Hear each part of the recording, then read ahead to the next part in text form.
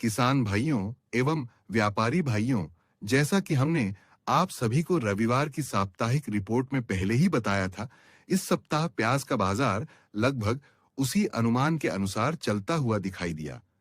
हमने स्पष्ट संकेत दिया था कि पूरे सप्ताह बाजार में हल्की तेजी और हल्की मंदी के बीच उतार चढ़ाव बना रहेगा, लेकिन समग्र रूप से बाजार का रुझान गिरावट की ओर रहने की संभावना अधिक है।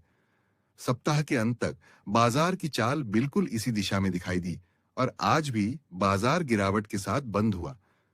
सप्ताह की शुरुआत में 2 से 3 दिनों तक बाजार में हल्की मजबूती देखने को मिली, जिससे कई किसानों और व्यापारियों को यह उम्मीद बनने लगी कि अब बड़ी तेजी की शुरुआत हो सकती है। लेकिन जैसे जैसे सप्ताह आगे बढ़ा, मांग और आपूर्ति का वास्तविक संतुलन फिर से बाजार पर हावी होता गया। खरीदारी की गति अपेक्षाकृत कमजोर रही, जबकि आवक और उपलब्ध स्टॉक के कारण भावों पर दबाव लगातार बना रहा। परिणाम स्वरूप सप्ताह के अंतिम दिनों में बाजार धीरे धीरे कमजोर होता गया और अंततः गिरावट के साथ सप्ताह का समापन हुआ। इस गिरावट का सबसे बड़ा कारण वही रहा जिसकी ओर हमने अपनी पिछली रिपोर्ट में संकेत किया था। देश की प्रमुख बिक्री मंडियों से लेकर निर्यात बाजारों तक अधिकांश स्थानों पर बिक्री की गति अपेक्षाकृत धीमी रही। कई मंडियों में प्याज का स्टॉक संतुलित या अपेक्षा से अधिक बना रहा, जिससे खरीदारों पर तत्काल खरीद का दबाव नहीं बना। जब मांग सीमित हो और आपूर्ति पर्याप्त मात्रा में उपलब्ध रहे, तो बाजार स्वाभाविक रूप से दबाव में आ जाता है और यही स्थिति इस पूरे सप्ताह देखने को मिली। यही बाजार की वास्तविक मनोविज्ञान है। अक्सर शुरुआती तेजी देखकर बहुत से लोग यह मान लेते हैं कि अब लगातार बड़ी तेजी आएगी, जबकि हल्की गिरावट आते ही कुछ लोग घबराकर जल्दबाजी में बिक्री शुरू कर देते हैं। लेकिन अनुभवी व्यापारी और सफल किसान केवल भावों को देखकर निर्णय नहीं लेते। वे बाजार की चाल, मांग और आपूर्ति का संतुलन, खरीदारों की सक्रियता, स्टॉक की स्थिति तथा ट्रेंड लाइन का गहराई से विश्लेषण करते हैं। यही सोच उन्हें भीड़ से अलग और अधिक सफल बनाती है। हमेशा यह याद रखना चाहिए कि हमें बाजार के साथ चलना है। बाजार को अपनी इच्छा के अनुसार चलाने की कोशिश नहीं करनी है।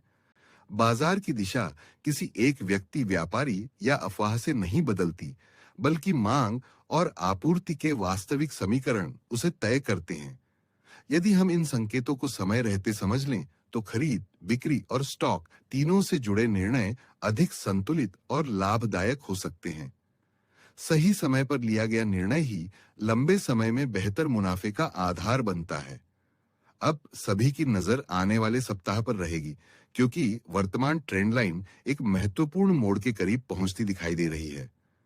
यदि मांग में सुधार आता है या आपूर्ति के समीकरण बदलते हैं, तो अगले सप्ताह के बाद बाजार नई दिशा पकड़ सकता है। ऐसे में तेजी और मंदी दोनों में से किसी एक तरफ स्पष्ट ट्रेंड बनने की संभावना से इनकार नहीं किया जा सकता। इसलिए आने वाले कुछ दिन बाजार की अगली चाल तय करने के लिए काफी महत्वपूर्ण रहने वाले हैं। अगली ट्रेंड लाइन किस दिशा में बनेगी, किन स्तरों पर खरीद और बिक्री अधिक लाभदायक हो सकती है, बाजार में जोखिम और अवसर कहां बन रहे हैं तथा आने वाले दिनों की रणनीति क्या होनी चाहिए, इन सभी विषयों पर हम कल रविवार को अपने प्रीमियम ग्रुप में विस्तृत चर्चा करेंगे। यदि आप भी बाजार को केवल भावों के आधार पर नहीं, बल्कि उसकी मनोविज्ञान, ट्रेंड लाइन, मांग आपूर्ति के संतुलन और व्यावहारिक विश्लेषण के आधार पर समझना चाहते हैं, तो हमारे प्रीमियम ग्रुप से जुड़कर समय पर सही जानकारी और बेहतर निर्णय लेने का लाभ प्राप्त कर सकते हैं।